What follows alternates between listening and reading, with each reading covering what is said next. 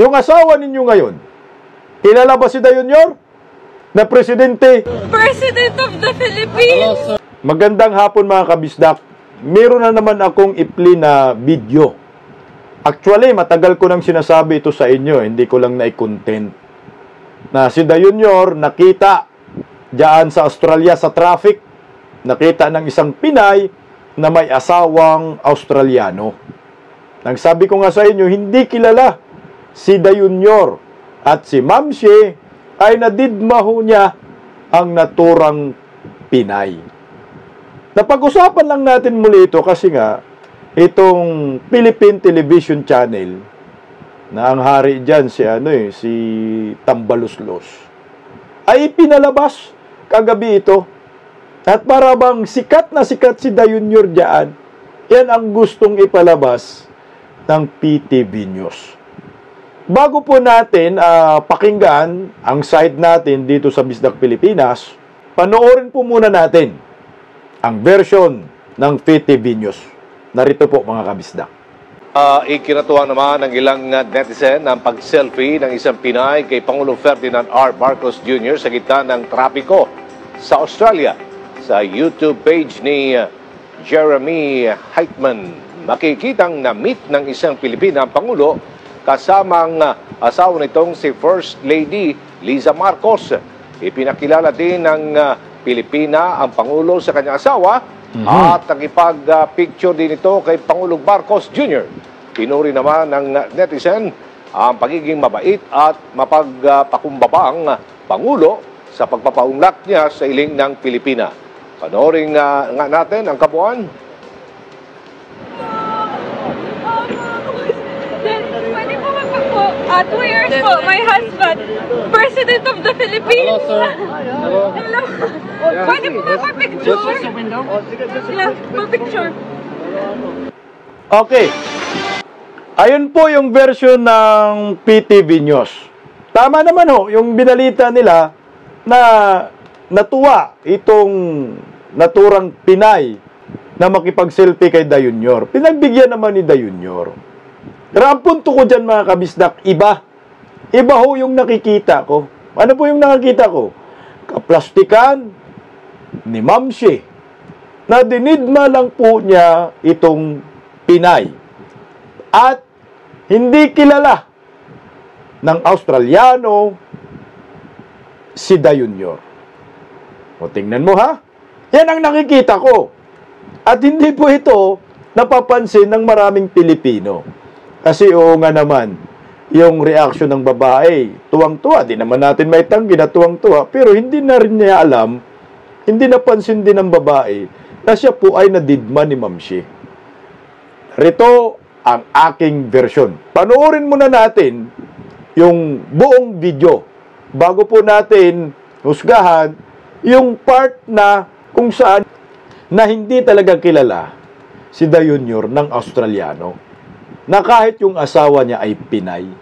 Nako, hindi maganda ho yan.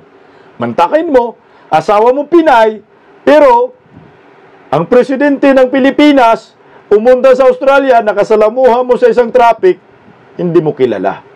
So, hindi talaga siya famous. Hindi po talaga sikat itong si Dayunyor sa ibang bansa. Kaya pinilit lang ng PTV News itong content na ito. Pero, bahala kayo sa buhay ninyo. Dahil ito naman yung version namin. Panoorin muna natin ang buo mga kabisdak. Ayan ho. Hello po. Ayan. Pwede po magpagpo. Pwede magpa-picture? My husband. My husband? President of the Philippines. President of the Philippines. Pinakilala. Pa-picture. Pwede magpa-picture. Si Ma'am Shea kumaway. Tapos, ayan.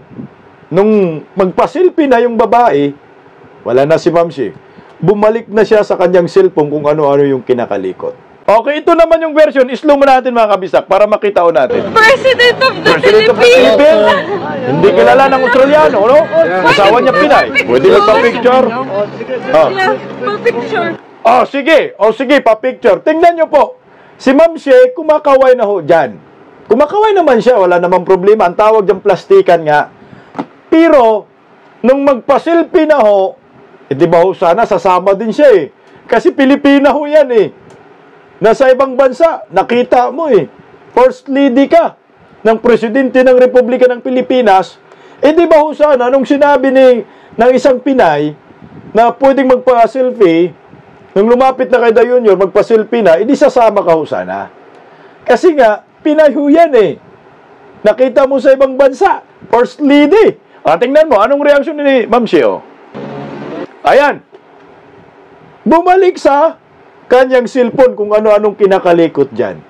Imbis na sasama sa naturang kasiyahan, ay dinidma ni Ma'am Shea yung isang Pinay na may asawang Australiano na makipag-selfie. Tingnan natin. Lumapit na yung babae dito. Paglapit ng babae, wala si Ma'am Shea. Nakipag-selfie naman si Da Junior. Wala namang katanungan dyan. Ang hindi lang maganda, yung reaksyon ni Ma'am Shea. Na itong Pinay na ito na may asawang Australiano ay nadidma talaga. At legit, hindi ho talaga kilala si Da Junior ng asawa niyang Australiano. Aba ho, ikaw ba naman, asawa mo Pinay, ikaw Australiano ka, kung interesado ka sa presidente ng Pilipinas, hindi ho sana kilala mo yan. Dahil nandyan na sa harapan mo, hindi ka na magtatanong sa asawa mo, sino yan? Hindi na ipakilala sa iyo ng asawa mo na ito presidente ng Republika ng Pilipinas. Tingnan nyo. Ito lang po yung isa sa mga hindi maganda sa bidyong ito na si Da Junior ay hindi kilala ng isang Australiano. At si Ma'am Shea dinidma yung Pinay na nakipag-selfie kay Da Junior. Magalit na naman kayo sa akin. Patas naman tayo. Pinalabas naman natin yung video ng PTV News. Iba naman kasi yung kanilang napupuna. Siyempre, ipapalabas nila kung ano yung sa tingin nila maganda sa naturang video. Pero tayo, siyempre, nagkikriticize tayo. Ito yung napuna natin. Yung ugaling alta ni Ma'am Shea. At hindi kilala si Da Junior sa Australia. Di ba kahiya-hiya ito?